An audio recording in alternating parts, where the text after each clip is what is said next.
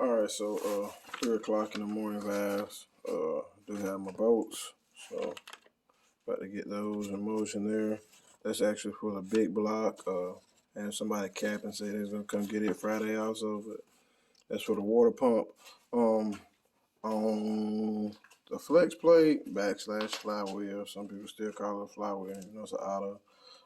And the water pump, I like to put Loctite on them. Also on the front pulley, I forgot to get those bolts.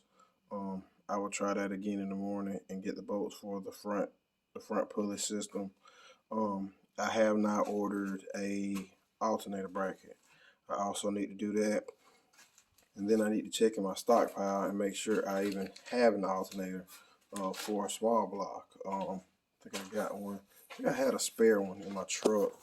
So I'm gonna have to look in the toolbox out of that truck to see if I still have that, so I can get that set up. It's just small stuff you have to check like that, because it'll leave you at a standstill. I'll check off everything, and I feel like I have all the bolts that I need, and then I won't have a part. So it's like I go order an alternator bracket and get all the bolts for it, and then it's like I don't even have an alternator for it, or vice versa. I go find this alternator, I don't have an alternator bracket, or I don't have the bolts for it. So it's really a lot of boxes, a lot of small boxes you have to check to make the big picture all come around. Some other stuff I'm looking at that I have to do. I need to pull these plugs. And put silicone on them. Go ahead and put silicone on them so they can be drying. Here also, I'm going to have to turn the timing to get to that hole there. I need to plug all those off. You see I already have silicone on that one. So I need to pull all those out, silicone them, and put them back in before I get ready to run water through it, which is coming up really, really soon. So I have the bolts for the water pump. I'll be putting those on. Also have the gaskets, so I'll be putting those on. So after that, it's like I'm gonna be really, really close to ready to get water through it. I already had a thermostat gasket. I believe that's over there on the table. So that is in the mix. I'm not even sure I have enough silicone to do all that. I also need to make sure I got another plug. So a bunch of small stuff like that can keep you from being in motion or being able to get done what you would like to get done for the day or even on the weekend.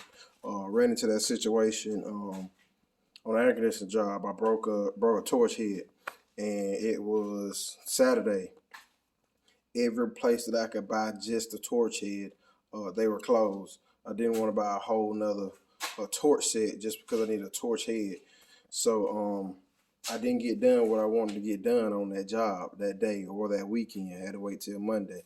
So just missing parts like that will keep you behind. So what I'm working on is just one thing at a time, small steps, pieces to the puzzle to where you can see the big picture, or you have your project completed. It's the stuff that I feel like it almost takes the longest. It's getting all the little small stuff in line. And it's like the same thing with bolts and parts. It's like you just don't see it until it's like you're right there. And now it's like, oh, I'm stuck right here. So it's really hard to make calls. Oh, I'm going to be done by this day. And it's like, it's different when you're putting something back together and when you're putting it together for the first time. And it's like, I've done these a couple of times, so it's like I have a really, really good ballpark about what it takes. But if you're doing this for the first time, you have absolutely no idea how many extra bolts you're going to need. Especially, I see a lot of people buy project cars, and they're just rollers. There's nothing in them. And they say, oh, I'm going to do a swap. And this is like, you don't have a clue what it takes to do a swap. It's a lot of trips back and forth from the boat store. It's a lot of trips back and forth from the parts store. It's a lot of stuff that has to be ordered on eBay. Had the opportunity to look over LS Swap. We did E-Real's LS Swap in my shop. And besides just the motor and transmission, man, it was probably, I don't know, easy $6,000 worth of extra stuff. pulley system, wiring, hose, fuel pump, regulator, intake. It's just a lot of extra stuff that really goes into it that if you never done it, you really don't see it. I tell people all the time, hey, I'm trying to do a motor swap. I'm trying to spend $2,500. Do you have something, around 2,000? I'm like, if you're trying to spend $2,500, you need to buy something for about $1,000, and save the rest of that money to get. I'm gonna show you how fast this goes, okay? These are real logical numbers, okay? So you want to do a motor swap. Of course, you want some cam motor swap, and you want to spend $2,500, okay? You can't buy a motor for $2,000. You can't do it. Everybody wants to do LS swap. Let's just do an LS swap, okay? Boom. You want to spend $2,500, which, no offense, it's a joke.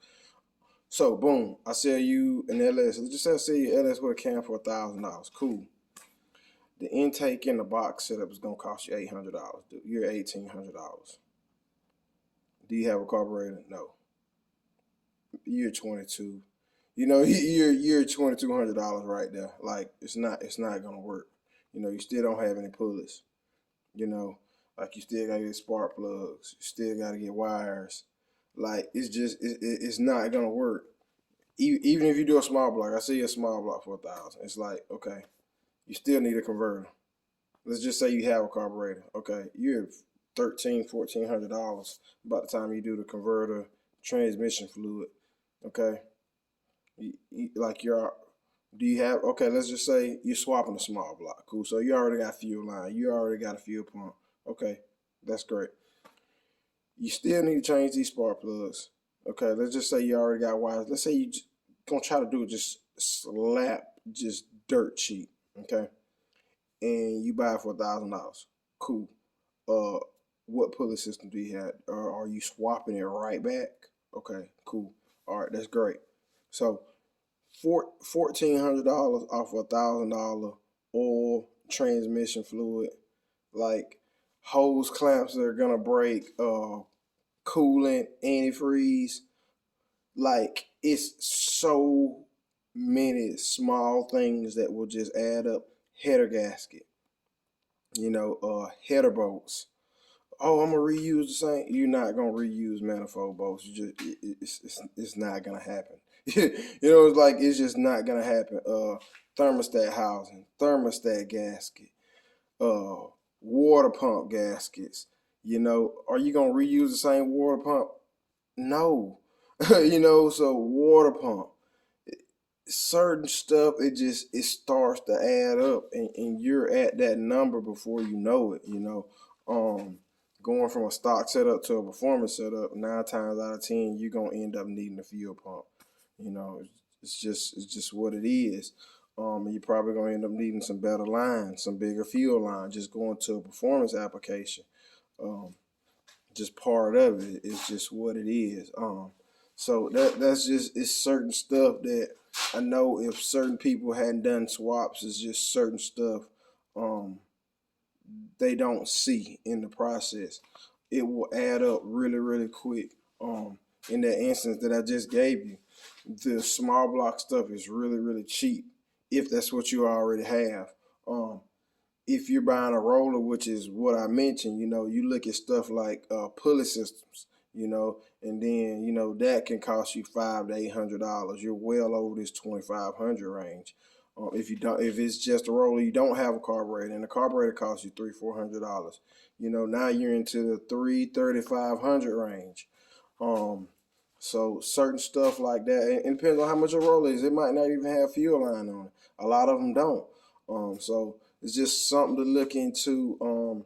That is why I charge. A lot of people don't see that stuff, and I can't talk to everybody for free about what all it's going to take to get your car rolling. It's almost a joke when people ask me, but I kind of have the knowledge, understanding that they don't know. People don't know what it takes, but it's going to cost you, to even talk about what it's going to take to get a roller going, because I have to sit down and put pen to paper.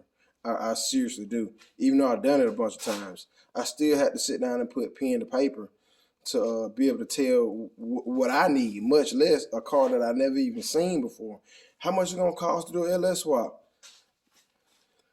I haven't even seen your car. It's like I have so many people ask me that question. How much does it cost to do an LS swap? I don't even know what car you have. I don't know what motor you have. Nothing. You ask me how much it's gonna cost. If I buy this motor, how much it is installed? I don't know if you have a transmission. Give them a prize to put a motor in. They don't have a transmission. What? If you ain't got no transmission, no converter, you might as well add $2,000 onto that. It's just like I can't give you a prize without looking at your setup, and I can't look at your setup for free. So that's your LS swap and what's coming up free game, man. 3 o'clock in the morning vibes. When you grind different, you can shine different. About to get in motion, Loctite these bolts, get this stuff bolted up, and I still got some duct work I need to put together for later on today. And I'm gonna see what other bolts I'm missing, man, and continue with that process.